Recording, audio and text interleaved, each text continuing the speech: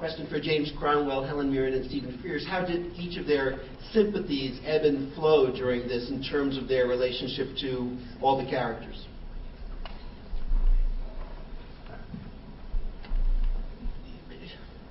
You sort of can't...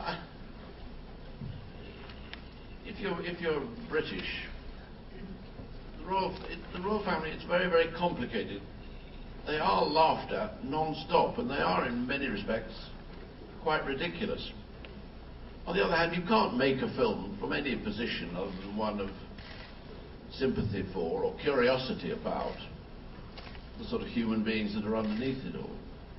I mean, just to make fun of them, well, I say that's what most people do. The extraordinary thing about this film is it takes them seriously. That already is a sort of shocking, shockingly original thing to have done. So, you know, you in the end, there's a sort of, I don't know where the line, you draw the line, because I like the jokes just as much as anybody else does. So the jokes are always the tricky point, because they're so funny and so irresistible, but of course they force you inexorably down, maybe down a more caricature-ish path. But you sort of have to start being on the side of the characters, don't you? All the characters. Well, I mean, inevitably, and actually, Michael Sheen, who plays Tony Blair, it describes exactly the same thing. As an actor, you inevitably kind of fall in love with your character, no matter who it is. Even if it's Macbeth, you know, you find reasons to love them the way we all find reasons to love ourselves.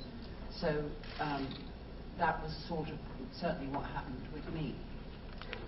I found myself absolutely loving the Queen, and you know, it's embarrassing for me to do that.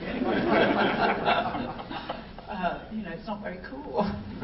Yes, we're now a sort of disgrace. Yes, we are. But you're all Republicans. You should be ashamed of yourself. Why haven't you burnt down the cinema? Strung us up. Because we're Democrats.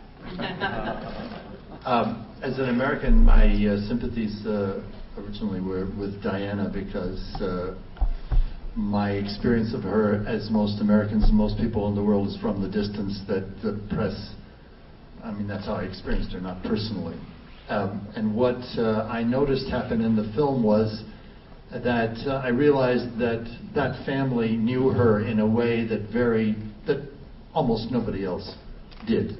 Whatever her transgressions were in terms of that family, they felt them deeply, and it justified the behavior that they then manifested.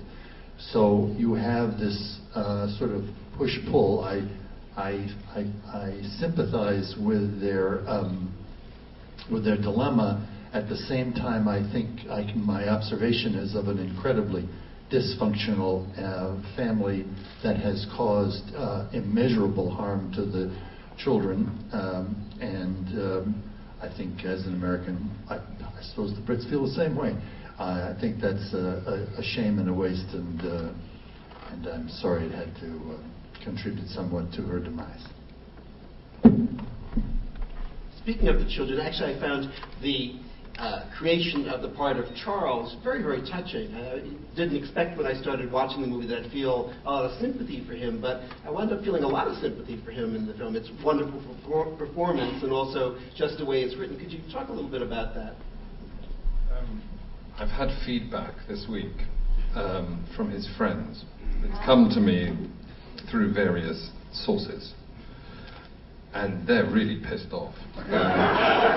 So I'm delighted that you are that you found it to be sympathetic. I mean, I think, you know, we tried and tried and tried. In fact, you know, had the Charles that we originally shot, you know, remained in the film in its entirety, you know, the subplot, the storyline, you know, it was more inflammatory. In fact, this material is like a sort of haemophiliac. It bruises so easily. If you just touch it, you suddenly get a huge swelling. You suddenly realize, God, you know, we have to. Even though I think the scenes in themselves weren't inflammatory, the fact that Charles was making a phone call from the cockpit of the aeroplane in which Diana's coffin was being brought back from Paris, and that he was on the phone to Camilla Parker Bowles. It just seemed so, shocking, and that in the end Stephen's decision to take all that stuff out seemed really, really smart. Just because we were trying to protect him from the haemophiliac nature of himself in that sense.